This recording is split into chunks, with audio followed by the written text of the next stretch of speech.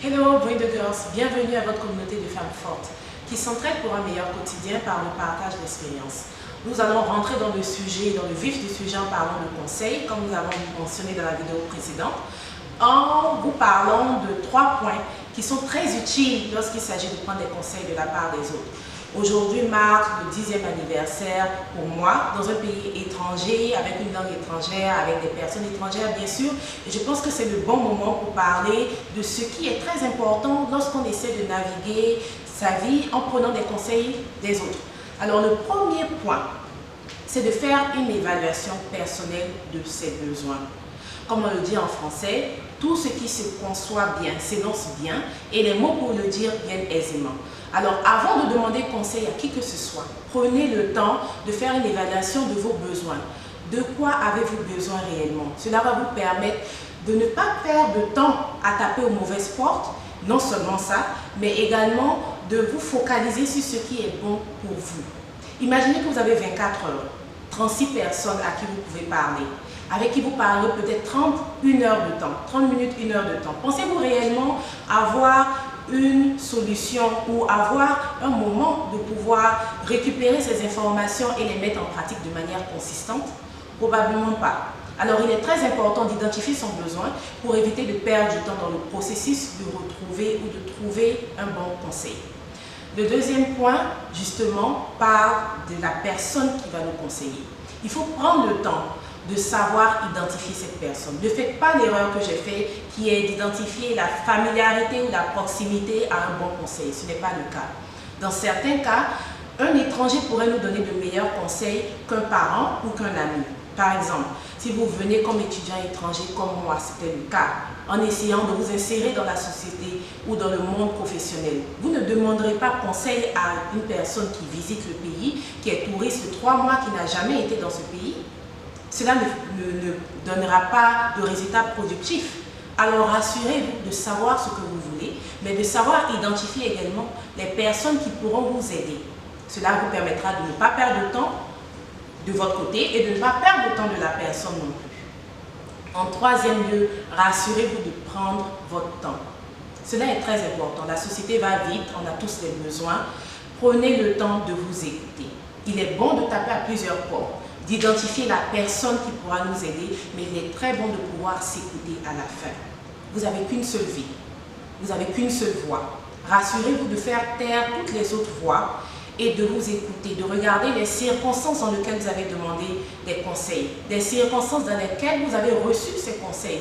Et à la fin du compte, prenez votre décision par rapport à votre objectif premier, à la première étape qui est de vous assurer que vous avez recueilli assez d'informations pour pallier à votre besoin. Cela est très très important et nous espérons que vous allez suivre ces étapes. Partagez avec nous ce que vous pensez est important lorsqu'on demande conseil, comment vous approchez les conseils et nous allons continuer la discussion dans les prochaines vidéos. Hello Bring the Girl, welcome to the community of strong women. We decide to share experiences in order to enhance today and tomorrow.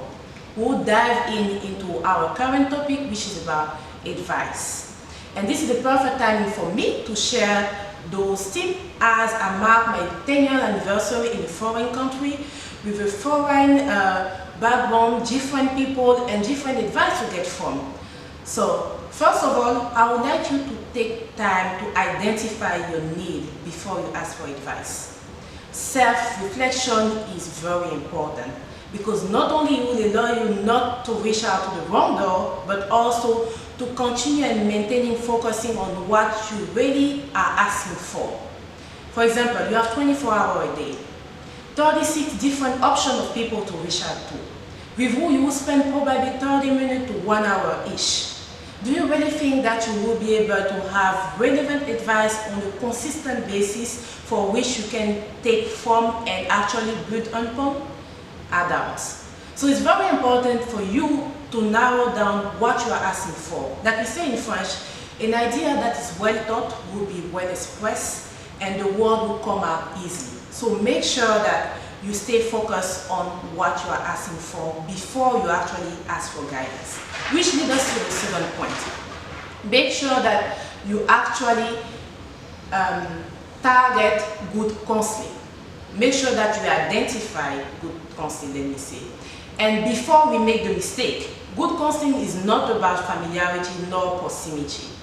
That's the mistake that you mostly do.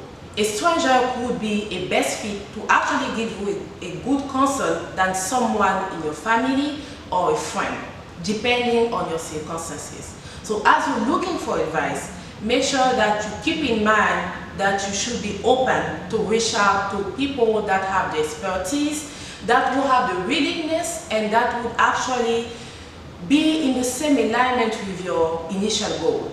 You don't want to get advice from someone that do not believe in your goal, nor does he have any interest to have your goal reached. So keep that in mind the next time you wish for counseling.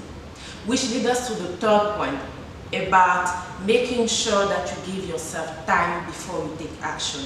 This is very important, and as important as the first step, which was self-reflection. You want to take the time to listen to your voice. Now that you have listened to different people's opinion, you really want to make sure that you hear your own opinion. Remember, like we said before, an advice is just an opinion of someone based on certain circumstances. What is yours? Make sure that your voice is heard as you make your final decision. Do not rush into the process.